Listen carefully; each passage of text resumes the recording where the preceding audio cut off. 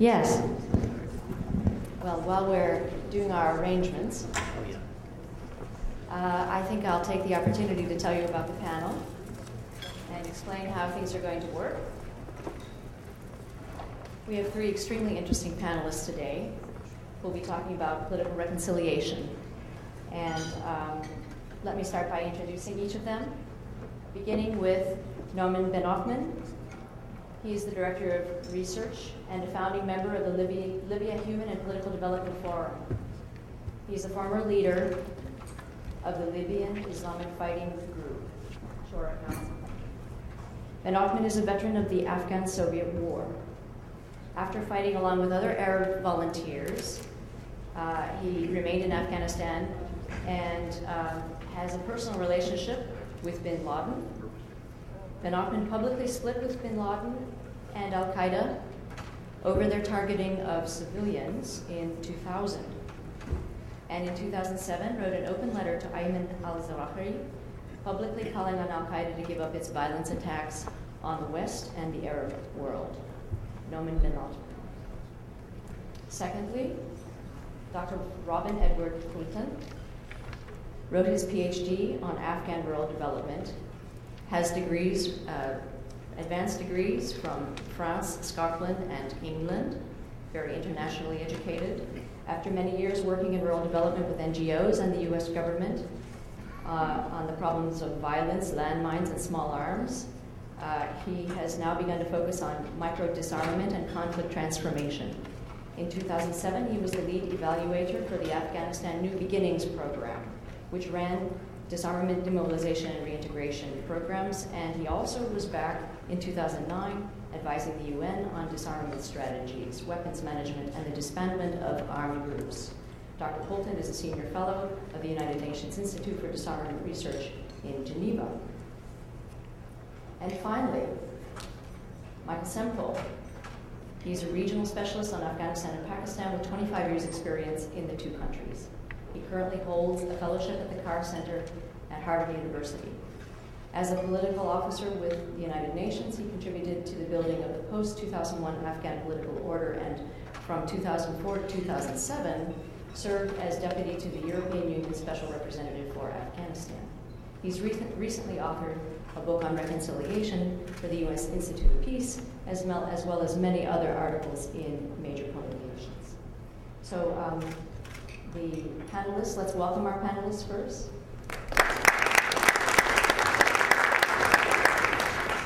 Now, the format for today's discussion is that each of the three panelists will have about 10 minutes to speak to you, and then we'll open the floor for questions and answers. And I'd like to start, please, if it's all right, with Michael Semple. Can you hear me? Yeah? Okay. 10 minutes isn't really a presentation. It's a few points. I'll give you 6. And we were told, we're told to look at lessons learned from political reconciliation. Given that in the current state of the conflict, post-2001, there has been little political reconciliation, lessons learned is stretching it. I mean, there are observations, there are ideas, there are new experiences, and on some things which have been tried, of course, there are lessons. If you want to look at serious, strategically significant attempts at political reconciliation in Afghanistan, you have to go further back. If you go back to, now I guess it's the Ancien regime, the second half of the Soviet puppet regime under Dr. Najib from 1985 onwards, the main plank of the regime's political strategy was reconciliation, the Ashti-Mili program. You want to look at lessons as to what happens when you try a political reconciliation strategy in Afghanistan. You want to look carefully at what happened when, with the support of Gorbachev and the dying Soviet Union, that an Afghan government tried to engage in reconciliation with the Mujahideen. Interesting, you get an interesting evaluation, you get a few lessons learned. First thing I want to say, this regime was actually serious. They pursued it methodically. They had a joined-up approach. They did manage to achieve some tactical successes. They managed to neutralize Mujahideen efforts around many of the major Afghan towns. They didn't manage to swing any major factions inside the Mujahideen.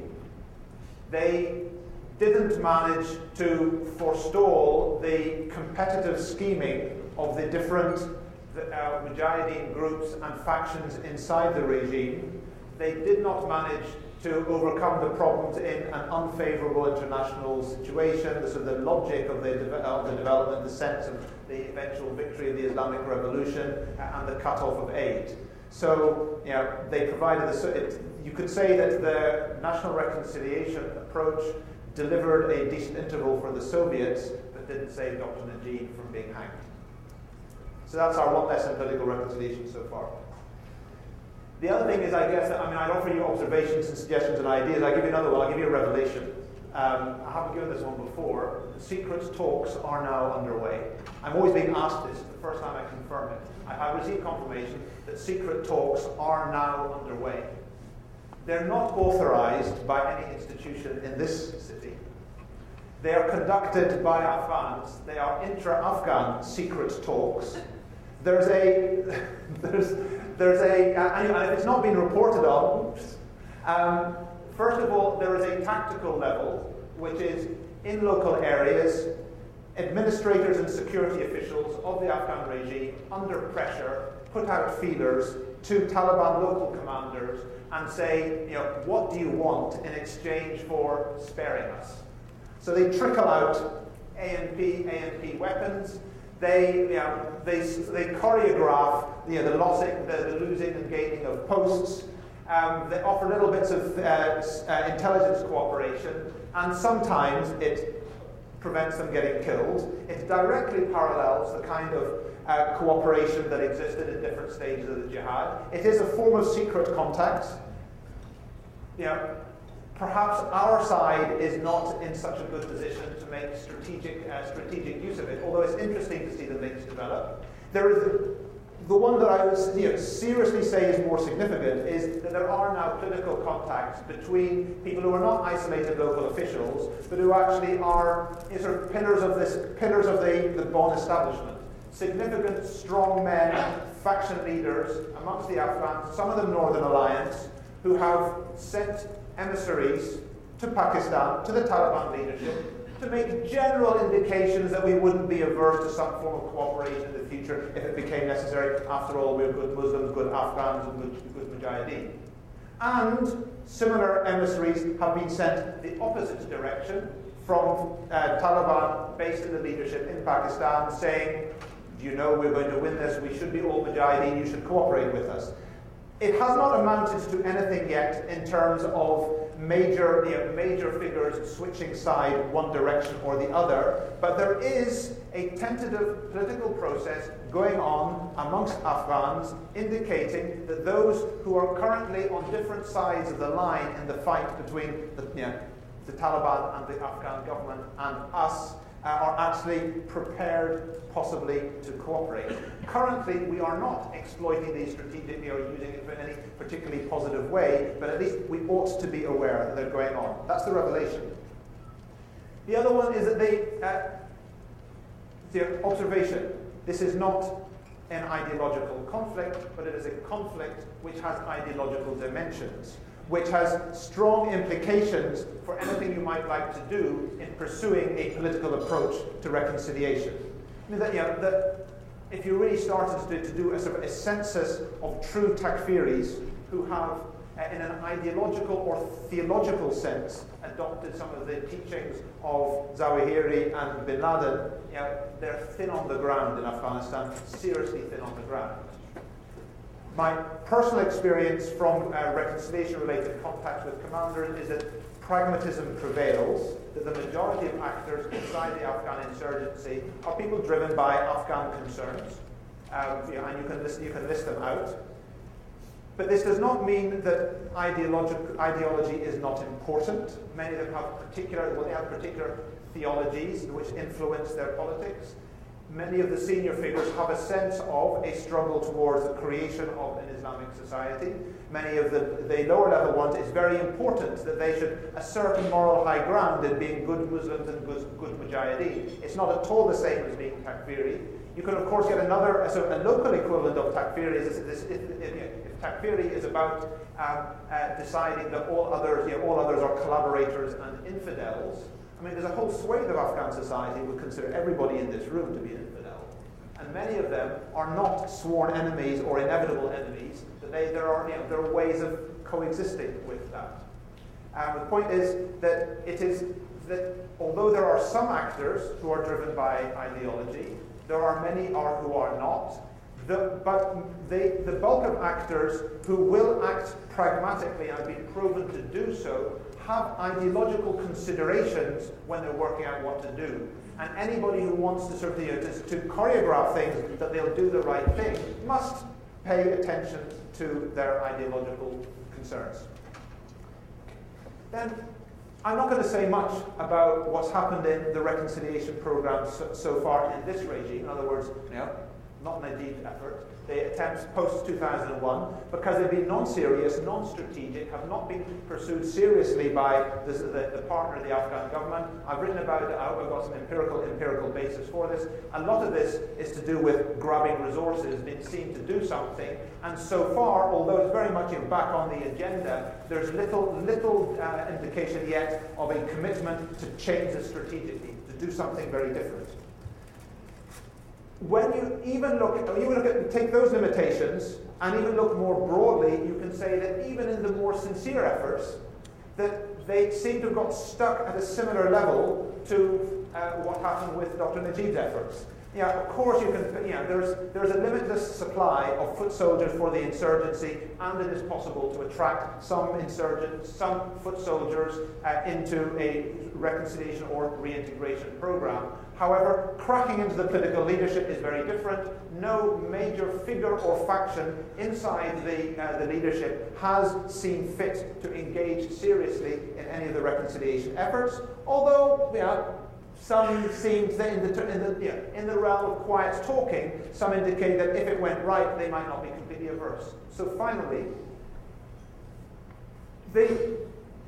as you start to look a little bit more in a more visionary way to what might happen as opposed to what is happening or has happened, it is possible to imagine a future for Afghan strategy in which political reconciliation was effective and it was actually part of the solution. You can even free out your mind and start thinking in terms of Ireland-style solutions where you have the leadership, the leadership of part of the armed resistance suddenly become they become pillars of society, and that they have, in a sense, they have reinforced. They haven't given up their ideology; they've pursued it in a different way. Where you have engagement on accountability of the security institutions, the engagement in the injustice. They all get together in a joint government. You change the economy.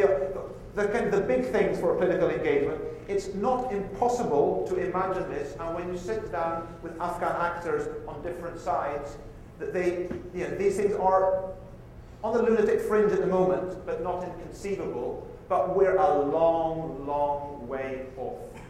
To be able to get there, many things have to change. Thank you, Mike. Robin, could you possibly go next?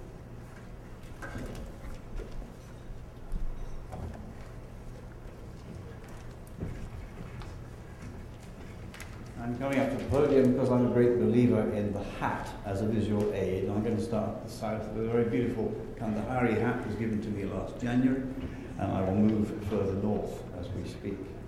So I'm supposed to be talking to you about weapons, which are a very important part of reconciliation. If everybody's got guns and shooting at each other, obviously reconciliation has a lot of problems. It's a great honor to be invited here, and I thank you very much. This is a country where women wear jewelry and men wear weapons. So the idea of disarmament is in itself not an easy concept. Now, I've done a lot of work in collecting weapons in different continents, and Cambodia is a good example where I collected weapons up and down the Ho Chi Minh Trail under an agreement whereby the presidency and the king, or the prime minister I should say, and the king were imposing the concept of a gun-free Cambodia. Well, that's not realistic in Afghanistan, nor in Texas. And so we're not dealing with a gun-free Afghanistan. Nevertheless, we've had disarmament programs. The first disarmament program was disarming a bunch of people, most of whom Michael Semple will tell you were fictitious, but we managed to get their salaries off the Ministry of Defense budget, which was the main thing, so that the new Afghan army could be created. But then we were left with a huge number of people in various armed groups who still had their weapons, and some of them had actually tried to get into the disarmament program, but since they weren't on the Ministry of Defense fictive lists, they couldn't be disarmed. And so a new program was created called DIAG, the disbandment of illegal armed groups. And this gave rise to the most wonderful of all acronyms, the GOLIAGs. And the GOLIAGs are government officials linked to illegal armed groups, of whom there are many. And that is only one of the problems about trying to disarm illegal armed groups. When a man joins the army, he is told in Afghanistan that his gun is his wife, or if he's married, it's his second wife, and he should look after his wife in exactly the same way as his gun wife, in the same way as his legal wife. And so the gun is seen in Afghanistan as almost another member, another arm. And so you can't get rid of it. And so we're looking at this DIAG problem, which was what I was doing in January. And it came to the conclusion that disarmament is not the way to go. It's weapon management. We have to try and find a mechanism for weapon management. And in a concept of reconciliation, weapon management could conceivably be possible. This, I think, is the time for me to change hats and move further north and identify myself with the Northern Alliance. So what does weapon management consist of? Well, weapon management consists of, well, first of all, you're going to have some objectives, and so if I can just stop my hat for me, could you possibly take my hat? Thanks so much. It's very nice how you put it on. It probably suits you better than it suits me. The proof. So what would the objectives be? Well, the first objective is to reduce armed violence. You can't have reconciliation if you have armed violence. And of course, the use and misuse of firearms is an important problem of Afghan life all over the south, and indeed also in those areas where illegal armed groups are still using their weapons to extort illegal taxes or to set up barriers and take kidnapping or tariffs going through roads and so on. It also reducing armed violence improves the sense of security and also improves the possibility of the circulation of goods. Afghanistan is on the Silk Road. It's been a trading center for thousands of years. If we can only get a little bit more security and some better roads and bridges, development would probably take care of itself. Increased trade brings increased prosperity, greater social and economic development, because instability and violence are a break on all of the things that we've been talking about today. So what is necessary for what is the component parts of something like weapon management in Afghanistan? The first thing, of course, is some form of legislation. If you don't have a law, you can't enforce it. You may not be able to enforce it anyway, but if you don't have a law, you can't enforce it. So some form of legislation is necessary, and some form of consensus around that legislation, because of course the best law is one that everybody agrees with. So it has to have political will behind it. We haven't had any political will behind this, neither on the part of the international community nor on the part of the Afghan government. So political will is necessary for that to happen. Then there must be a transfer of the policing function from military to the police, which of course implies that you have some good police, but unless you have responsibilities for them, and unless the military are prepared to accept the role of the police, then it's impossible to get weapon management. And this is true in virtually every post-conflict society. If you look at conflict, the first institution of state that is destroyed by conflict is the police, because either they get shot or else they have to turn themselves into a paramilitary organization, in which case they're no longer doing their policing function. So the police is absolutely vital. They should take over the responsibility. Then you have to have some form of registration. If you're going to have weapons, you've got to define which ones are legal and illegal, and then in order to make your illegal weapons legal, you have to register them.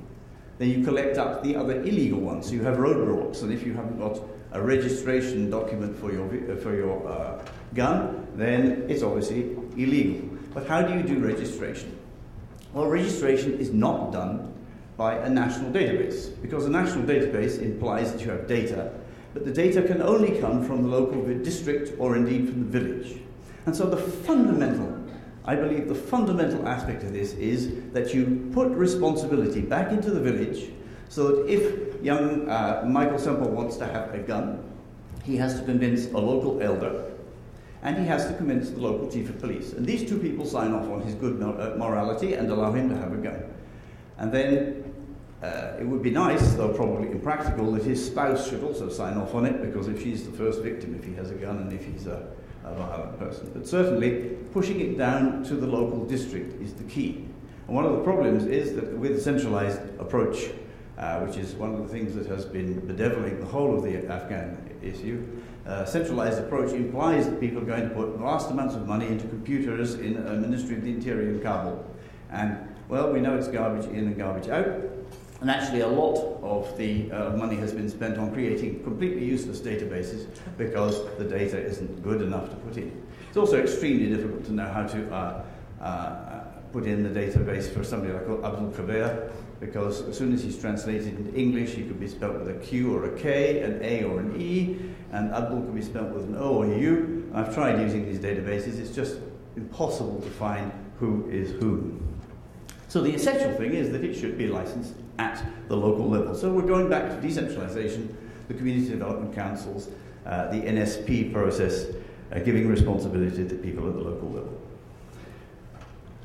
Support of all these needs to come from the foreign armies. The disarmament is most of all given its lie to the vast numbers of weapons that have been pouring into the country and continue to pour into the country by decisions taken not by any form of political consensus, but by military organizations deciding to bring in more weapons. This is a problem. And the General Accounting Office has worked out that about a third of the many hundreds of thousands of weapons that the Americans have brought in have not been registered or have been lost sight of. There was a panic about 2 months ago. They'd lost 12,000 pistols. They didn't know where they were, and goodness knows how many Czech submachine guns. And this is a vast problem. And then if you start wanting to arm local militias in order to fight the Taliban, you're putting in more weapons in a place where we actually need fewer weapons. I think that that is the fundamental. We must stop pouring in more weapons and try and build reconciliation on the basis of weapon management. Thank you. Oh, I didn't give you my turban. Here's the turban. This is from Mazar-e Sharif, where I got married there with my wife. Oh, she's not here. And it was 35 years ago. Oh, but my turban trick always goes down very well. So we just tie the turban, and then you can see what a Tajik from Mazar-e Sharif really looks like.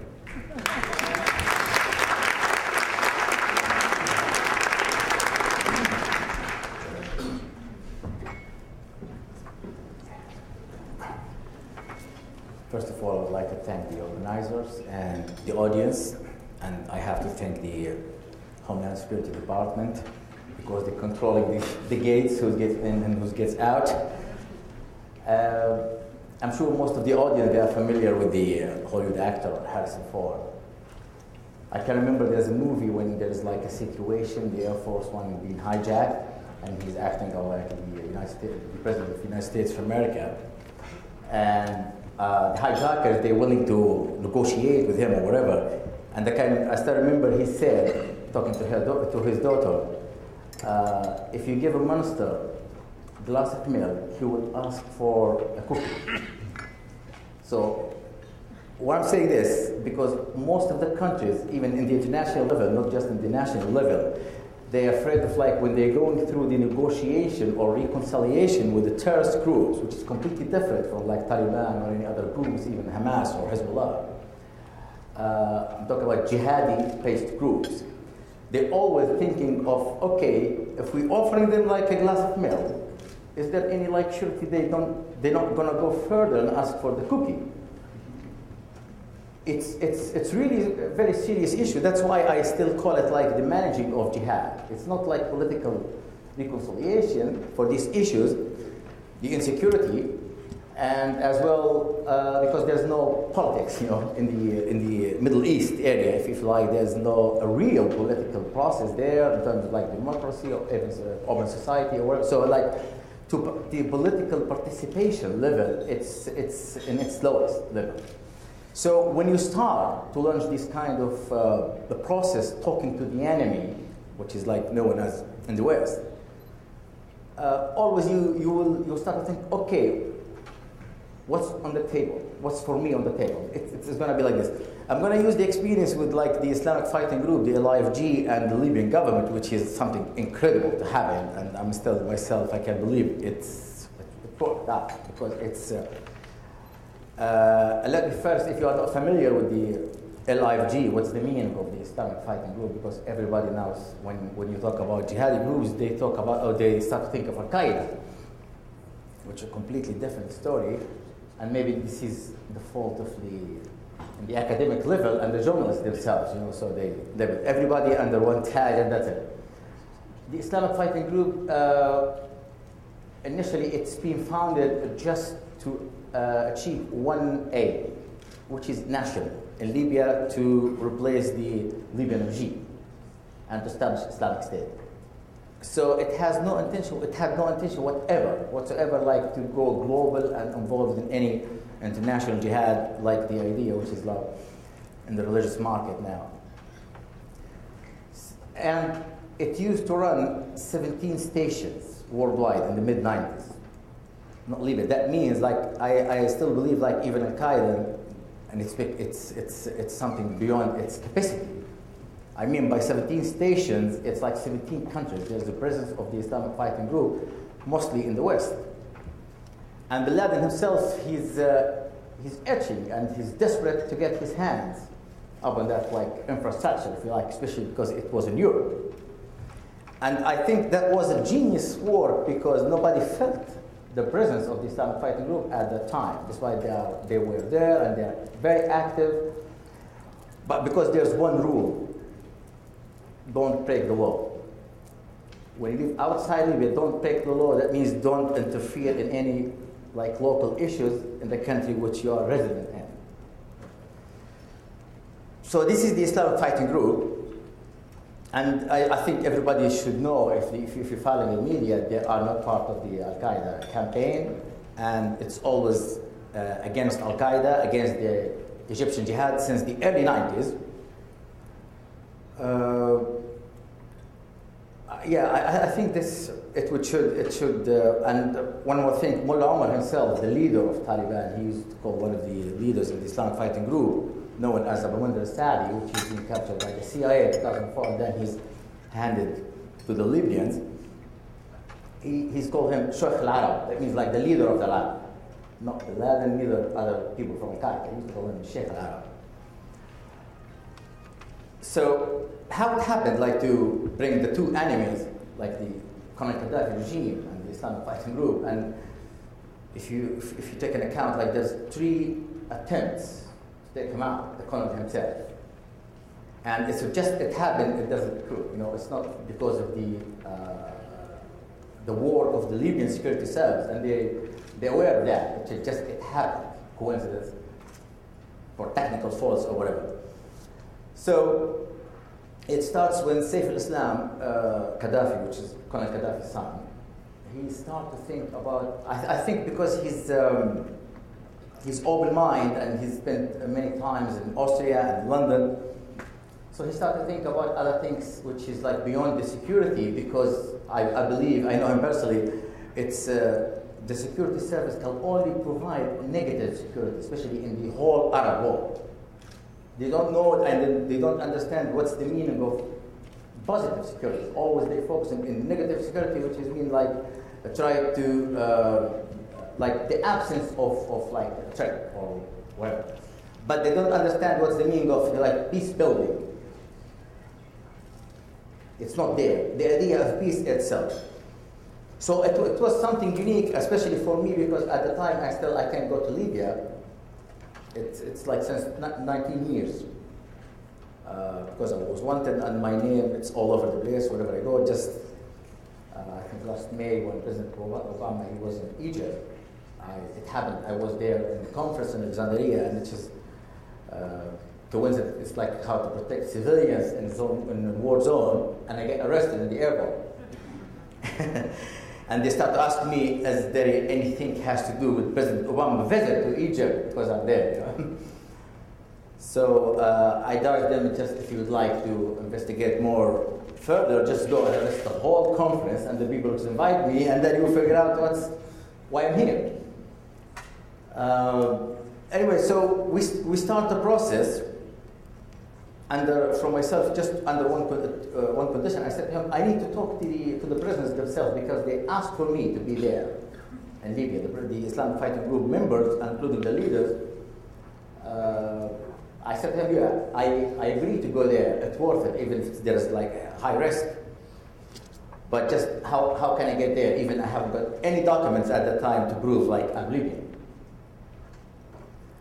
And he said, I will facilitate that, you know. And it's he managed like a secret trip to Libya, the 007 style, because it's not exist officially. There's nothing proved like I was there at the time, January 2007, through a private jet. Anyway, and I get there for 1 week, and then I get back to London, and nobody knows I was there. Even after 19 years, I can't go and see my family, because it was very high risk at the time. And I went there to the prison, and I met with the prisoners, including the leaders, and I asked them just one question, or two actually.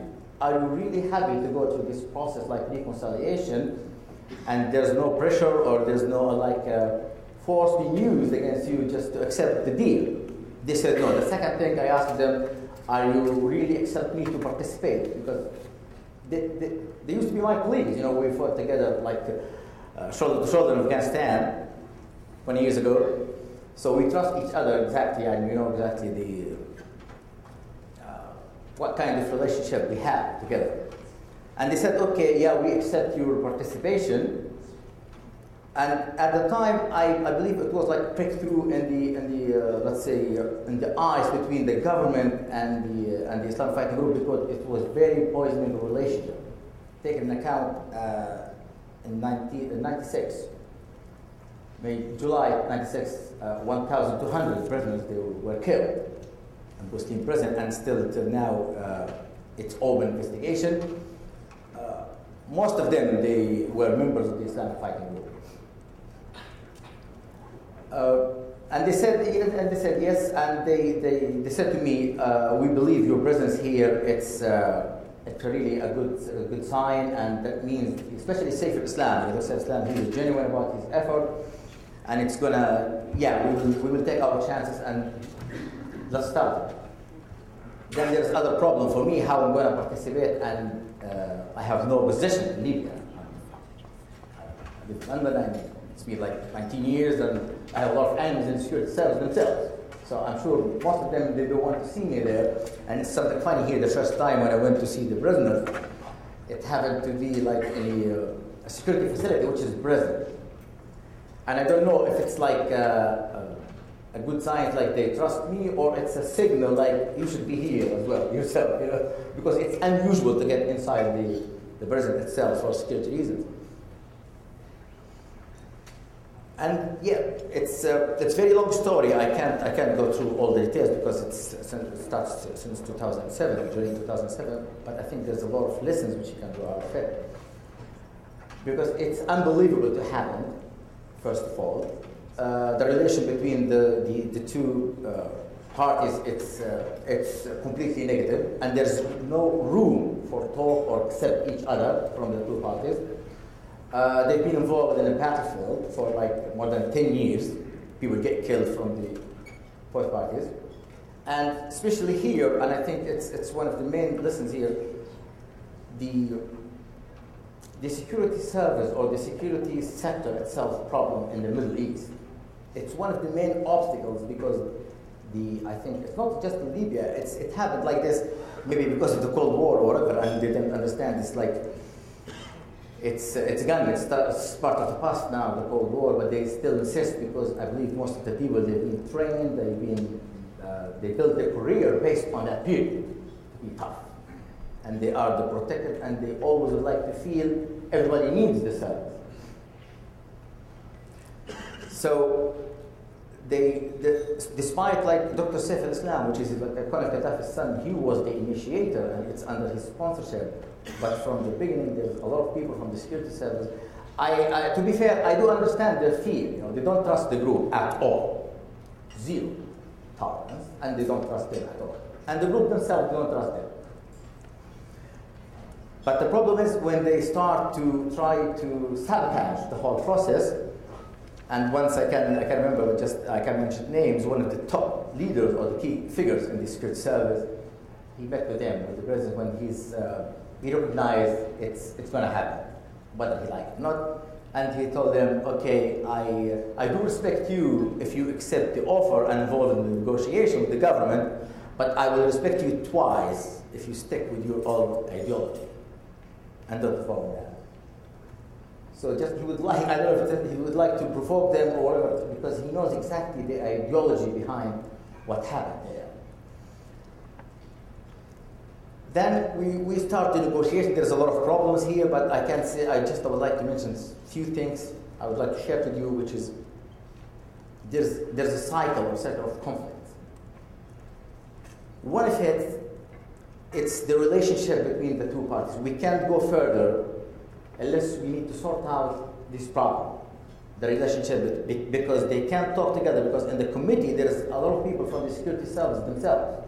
They represented there, despite they took the part of like, okay, we don't want to interfere in this like negotiations or the deals, but we will control it and we will put the framework, how it should be happening.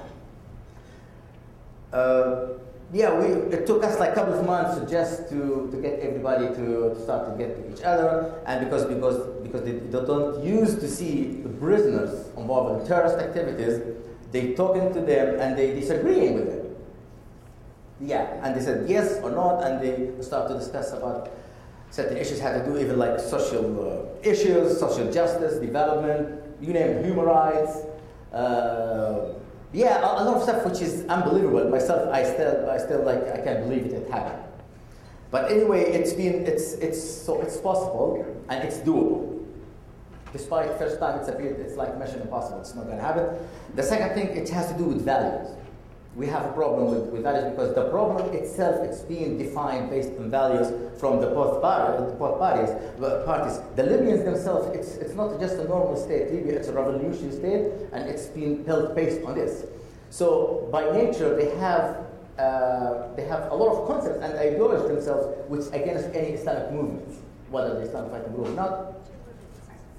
And the Islamic fighting group themselves, they believe like the Libyan government is not Muslim government and it's working against Islam, and now it starts to relocate itself or repositioning itself in the international level. So it started to like serving the American interests and the West interests in the it starts like this. So we need to redefine the problem, and we did it. Because we convinced the group, these people, because they are professionals and they work, and I think it should be used worldwide, this one. The fight, it's not against you because you are Muslim, the fight, it's against you because you've done something against the law, or you attempt to kill certain people, or you destabilize the regime. So it has nothing to do with Islam. And surprised they accepted. After a couple of sessions, they accept and they convinced it's not just because they are against Islam. And from the Islamic fighting group themselves, they've changed their attitude, and they start to think about like the stability for the society, for the regime, and any guerrilla warfare or like terrorist activities to destabilize the regime. It's not going to happen in the black hole. It's going to happen in the society. That means you're destabilizing the society, and it's against Islam itself. So here we come over this problem. One of the main issues, because we deal with a group here, and it's completely different from what's happening in Saudi Arabia or Yemen. It's group.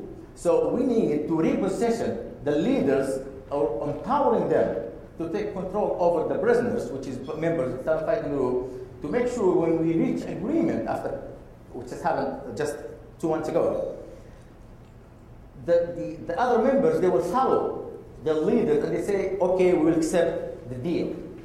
So that means the security service, they will start to do something or issues which is against their like ideology or their belief or their rules, if you like.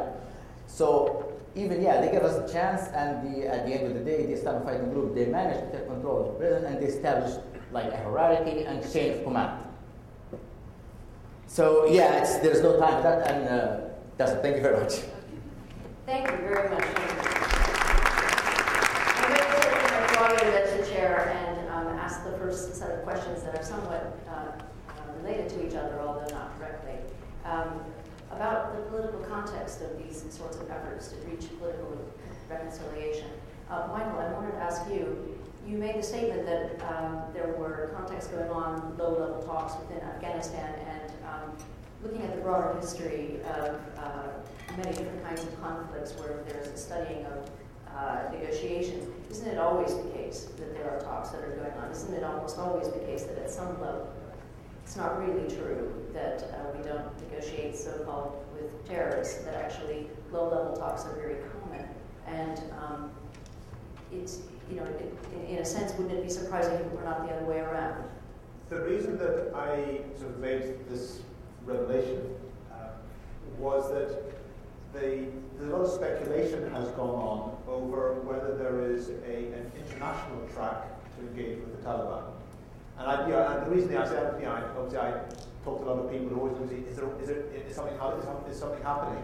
I try to draw attention to things which are between Afghan to Afghan tracks, which are generated independently of any particular strategy which is driven by the Western powers intervening there. It is an expression of Afghan politics, and is possibly something which it will be that we can build upon in a future more structured reconciliation negotiation process. What do you mean when you say Taliban? Because after all, some of the conflict is arising from local interests and local factions, and I mean to call all of the people against which we're fighting, other than those in the core of Al Qaeda, the Taliban, even the Afghan Taliban, doesn't that gloss over a lot of the differences in what their motivations are? If we've got time for discussion, I mean, that is complex, and that is the beauty of looking at the Afghan conflict. That, of course, if you want to understand the conflict, you've got to get into the nitty-gritty. However, the Afghans can recognize those who are in the Taliban-led insurgency and those who are not. So there are some peripheral conflict actors who could only by very stretch of the imagination could you consider them Taliban. And within those who are armed and organized under the banner of the Taliban, there are core and non-core. Those who are politically close to Mullah Umar, who are, when you look at a network analysis, you find all their links go back to the Kandaharis. They're the core Taliban.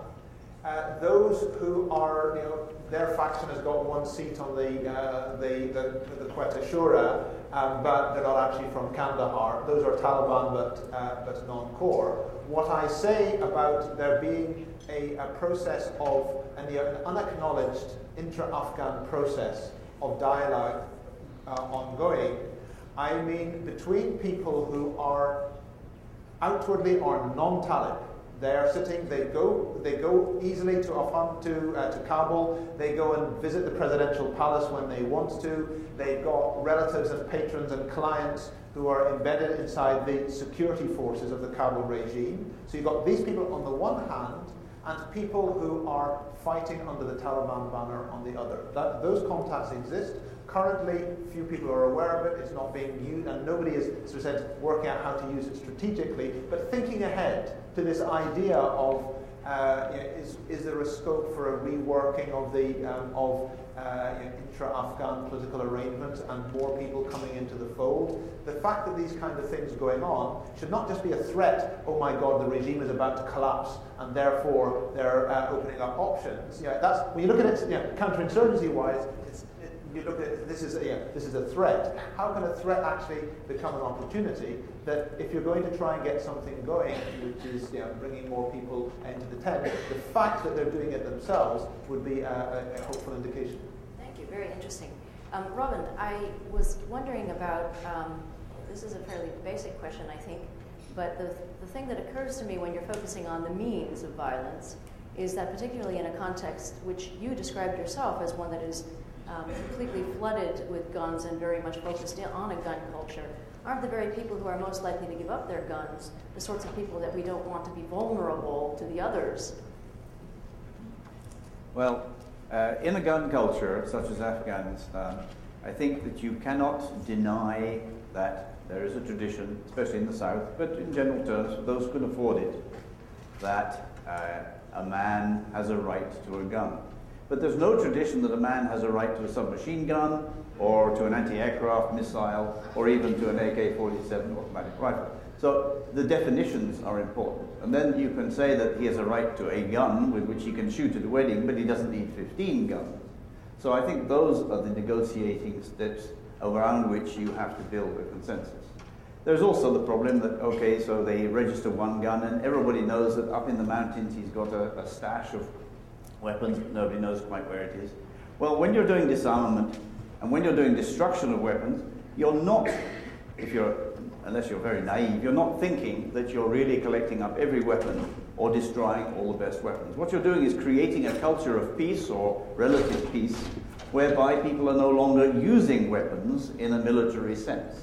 So if they are stuck up in a cave in the mountains, and if they stay there, and if nobody knows where they are, then they're not being used, and that gives you the opportunity to build a consensus and to rebuild development. So those are the types of issues that I think we need to look at.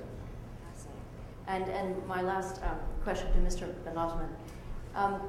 When you're talking about members of the Libyan Islamic Fighting Group who are in jail, I'm very interested to ask you why these members are not becoming more radicalized, because when you look at many other cases throughout the world, you see people who are in prison and who, particularly seeing the very publicized examples that they see before them of ideological movements and successes in killing civilians and so on, they're becoming increasingly radicalized. Why is it that these members of the Libyan Islamic Fighting Group are not becoming increasingly radicalized? Why is the trend in a positive direction? Yeah, first of all, I think there's a problem here with who's radical, how you define someone as radical, because here's problem, because the term itself doesn't exist in the Islamic framework.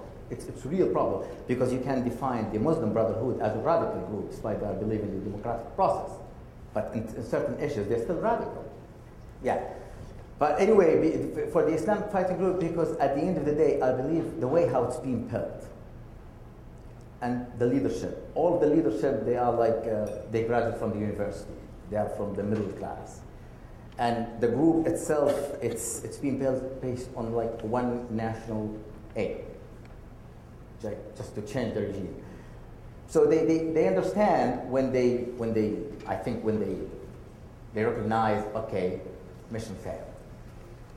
That's it. So they said, okay, there's opportunity, let's take a chance of it, and then we'll take it from there. And because I think, unless you are a Libyan, you don't understand what's the meaning of this. It's something unbelievable. Nobody will believe it, because I tell you, and 21 of them, when I was there last time, 21 of them, they are on death row, despite the negotiation, everything. But we've been promised they will be released under mercy, whatever. So perhaps what you're saying is that the lesson from this case that might be transferable to other cases is that you need to return people to local nationalists' interests? I think this is the first step. Yeah. Well, I must share now. I apologize. It's your turn to have some questions answered. And I'll take 5 or 6 questions, and then if the panelists could answer them as a group. Over here, please. Hi, Farzan Bilal with World Policy Institute. I want to rephrase the question that the gentleman asked in the last panel, and maybe just as relevant in this context, about poppies. The question is, why don't we buy the poppies and use it for, making Percocet and all the other wonderful stuff that is so popular around here.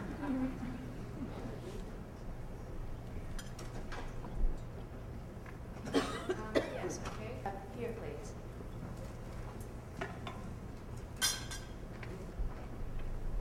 Martin Weinbaum, Middle East Institute. Michael, the Pakistanis have been negotiating over the last few years with the Pakistani Taliban. We know the outcome of those negotiations. You could say that the current campaign against the Taliban is an effort to get to a political settlement, but to do it from a position where, rather than having the Taliban dictate the terms as happened in the past, the government, the military will dictate the terms. With that in mind, in Afghanistan, what you hear regularly is, we're not against negotiations. It's all a question of records. It's a question of, can you really get a serious negotiations unless you have demonstrated to the non-core people, forget about the core people, to the non-core people, that in fact they're likely to be not on the winning side, but on the losing side.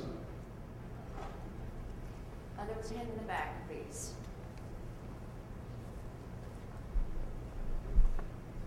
Charter freelance correspondent. Before we get to next panel, the view from Pakistan, I have to ask this question. When I asked General and Dr. Stone a question, and he's wonder he going to answer the things in Iraq or in Afghanistan.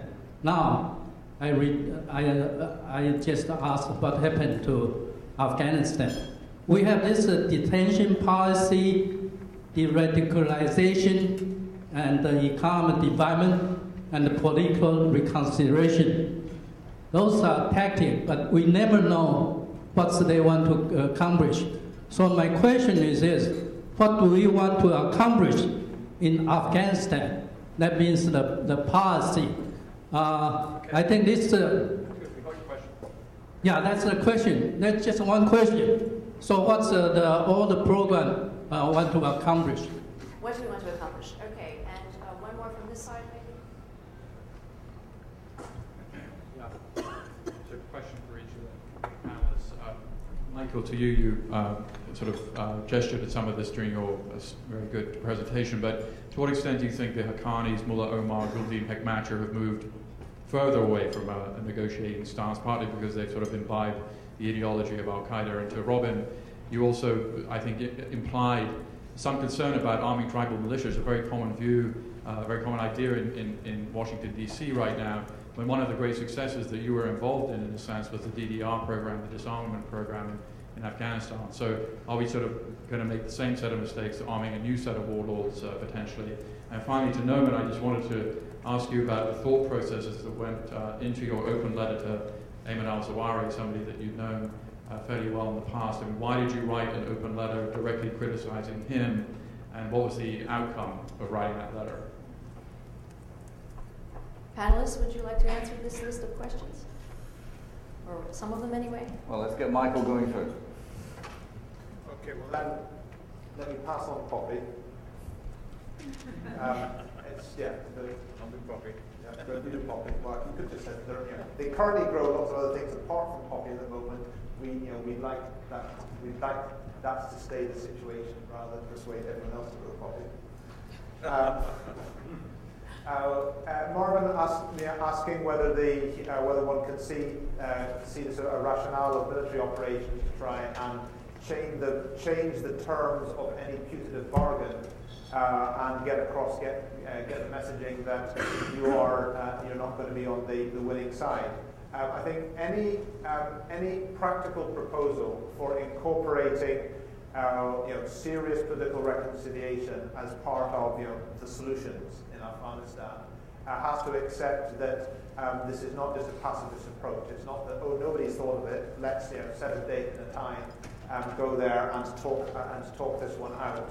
That they, in many different ways, that the security stance does have implications for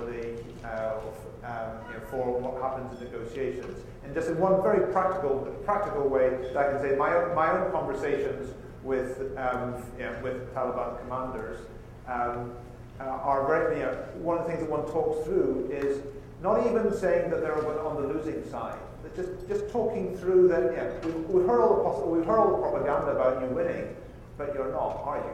And let's see what would be, and what would a victory for Taliban look like? And how far are you down the road? I mean, a total inversion of the kind of discussion we normally have in these meetings. And it's not, you don't have to convince them that they're about to be defeated and driven to the Arabian Sea or something. You have to get that 8 years you ain't there, and even in the case of a U.S. withdrawal, which we're supposedly you're thinking about, even in the case of a U.S. withdrawal, you still don't win, because all you get is a civil war which doesn't stop. They say anyway. Yes, of course you are right, preferring that political approaches should be a key part of the strategy is not an excuse for doing nothing on the security front. And any political dialogue will be referring back to what's happening on security, and we will get progress when people in the Taliban, when people in the Taliban work this out, and those who have worked it out feel sufficiently empowered inside their own movement and reassured with what they can expect on the other side to risk going forward. Quickly on the issue of what is the thinking of Siraj Haqqani, Mullah Umar, Hikmatyar, to decide whether they've made some kind of philosophical transition or whether they've made some kind of political military calculation, or whether there's sort of a concern of alliances is always very difficult. You're trying to look inside somebody's minds. Looking amongst them, Hikmatyar is militarily ineffective, making a minimal contribution to the battlefield, and behind the scenes is falling over backwards to be part of a reconciliation process. I mean, they're all in a sense the one part of the galaxy of insurgents where actually ideas are being leaked out of the things that could happen are coming from Hikmatyar and Hizb Islamic. The other two are not putting them out. I suspect it's because the other two are confident of their backing. They've got working alliances at the moment that they're not under a great deal of pressure. They think that they can advance more by pursuing the political strategy, by pursuing their armed campaign. It doesn't necessarily mean that they're completely averse to some kind of political deal in a changed world, but that world ain't here yet. Right. DDR. There are people who were part of the DDR process who were very happy to be part of the DDR process. Some of them were mujahideen who were actually exhausted. Some of them were my age, and they literally told me that they'd spent enough time running up mountains and carrying loads of weapons. They were quite happy to go back and be grandparents. And yet, as the heat has risen in the south, as the amount of insecurity appears to be increasing, these are people in places like Kunduz and Baghlan, Bazar-e-Sharif, they're thinking that maybe they're going to have to rearm rather than stay disarmed. So that's the issue. And the more weapons you pour in, I believe, the more difficult it is to manage weapons and the more you increase insecurity. On the aspect of poppy, it's very complicated. I believe that unless we get the poppy right, we'll never succeed in whatever we're trying to do. It is true that poppy has gone down recently for various reasons, including the price of wheat, which went up, and so it made wheat more economical and poppy comparatively less economical. There are many other things that could be done, could have been done, and could still be done to replace or to encourage farmers to replace poppy with things like double or triple harvesting of forage crops for livestock fattening, especially if you had better veterinary services so that the mortality rates of animals were less and so the profitability of livestock rearing would go up. These are things which have not been explored because the war economy has taken precedence over the peace economy. There are other options that are discussed, such as turning the poppy into morphine for sale in Africa and so on. And I believe that those have hit two major barrages. One is a psychological barrage in the United States and in certain European countries about opium and the reluctance to deal with or to recognize opium as a legal crop. The Economist magazine, not one of the most radical magazines in the world, has been arguing for 20 years, I beg your pardon, that cannabis should be legalized and that these stronger drugs should be medicalized so they can be controlled and taxed. I would argue that presently we have no control over them at all, and so if we did have some control over them, even of some of them, and turned it into a legal morphine production company which created jobs and made wealth in Afghanistan, that would be a benefit. But then you run up against the people who have a monopoly of this, and these are notably people in France and Australia, and to a lesser extent in India, people who actually grow opium and turn it into medicines and have, this is big pharma, and so they have a natural inclination to keep the business for themselves.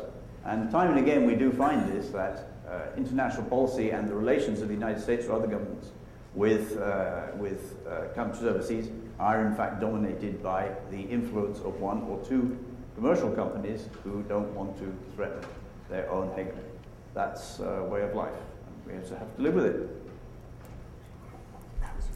Yeah, let me first just get back to Afghanistan.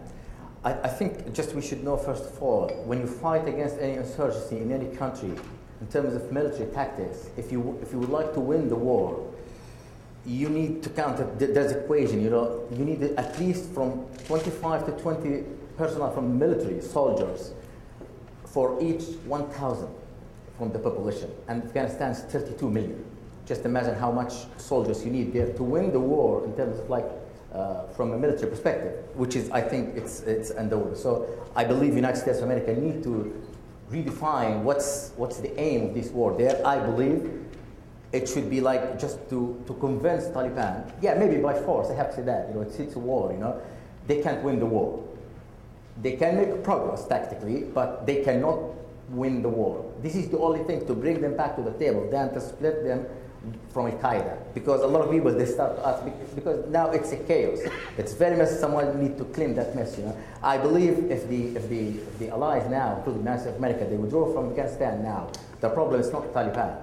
A lot of people said, okay, bring our kids home, bring our soldiers home. The problem is you need to make sure nobody will follow them. Al-Qaeda. They were never going to forget and leave it there. So and if, I don't know, from what I understand from the war now, I believe Taliban start to replicate exactly what happened during the Soviet Union period, which is they were very ruthless and way more like brutal than what's going on now. But at the end of the day, they have just to control certain cities. The Soviets, they ended up just controlling 7 main cities in Afghanistan, but the rest of the country just owned by the Mujahideen.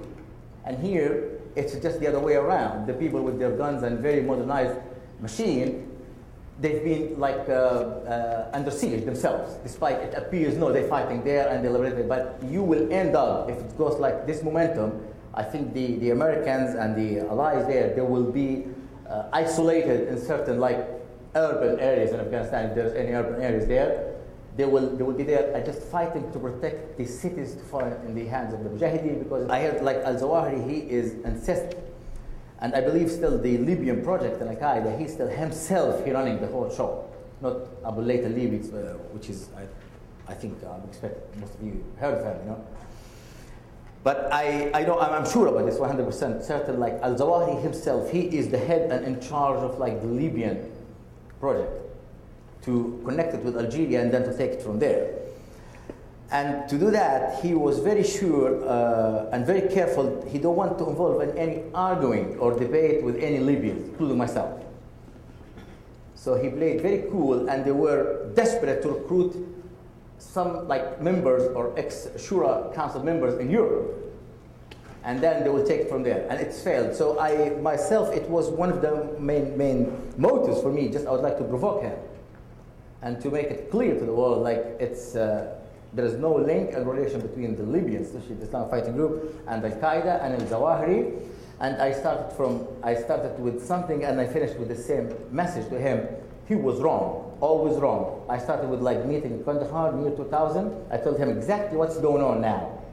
And I mentioned that. I told him that. And at the time he laughed because he believed like it's just going to be like maybe 200 cruise missiles, as exactly what happened when they attacked the embassies in East Africa. And I finished my letter to him to prove him wrong again, because at the time when we used to fight against like the Soviet Union and the communism and the empire of evil at the time, he was laughing at the time and he said, you're doing like just, it's a crazy work to fight with these mujahideen, and most of them, they don't know Islam and they are non-Muslims. That's the Zawahiri ideology. And he can't deny it. So it's just like an intellectual challenge to him. And it was, for me, it worked a lot, because even in the prison, in the Libyan prison, when the government themselves, they allowed me to give it to the prisoners inside the prison, and it was very useful for them, and it's been used, one of the paragraphs, which is like, I don't know how to translate in English, because it's very theological Islamic issues have to do with the maslahah, the interest. Because I believe jihad or everything in Islam, even Sharia law, at the end of the day, should be attached to the interest. Otherwise, it's anarchy. No matter how liberal, how like, if you said it's a religious stuff or whatever. And this take me back to one of the main problems, and it's really, really serious. The main difference between the radical jihadists, armed jihadists, and the rest, they believe jihad, it's not strategic issues. It's just a matter of peace of war, in the normal thing now in the world. It's just the matter of peace of war. Al-Qaeda and the people around them, they believe it's just a religious duty. Just go and die. This is the bottom line. The way how they understand jihad. Well, one last question, and then I'm afraid we're out of time. But given your personal knowledge of Ayman Zawahiri and Bin Laden, do you think that they consider Al-Qaeda to be on the wing? To be declining in its influence and power? No, I don't. You know what? I think what they're doing now, if I may say, it's a second track globalization. To counter the Western globalization, because it's now mostly being dominated by the Western sphere, if you like. The process of globalization at all levels, economic, social, culture, whatever. So this is their way how to counter it. And I believe the most dangerous here for Al-Qaeda work, and it's we need to be very careful, because to a certain extent they succeed about this. They don't need the presence of the organization itself. Because if you ask me, I think they would like to create something which I would call it like the new jihaditarian. Like instead of the authoritarian, it's exactly the jihaditarian. They don't need any special leader, just they need to take the fight until they liberate all the Middle East, then they go to Spain, maybe America, I don't know. I'm afraid we're out of time, so let us thank our panelists.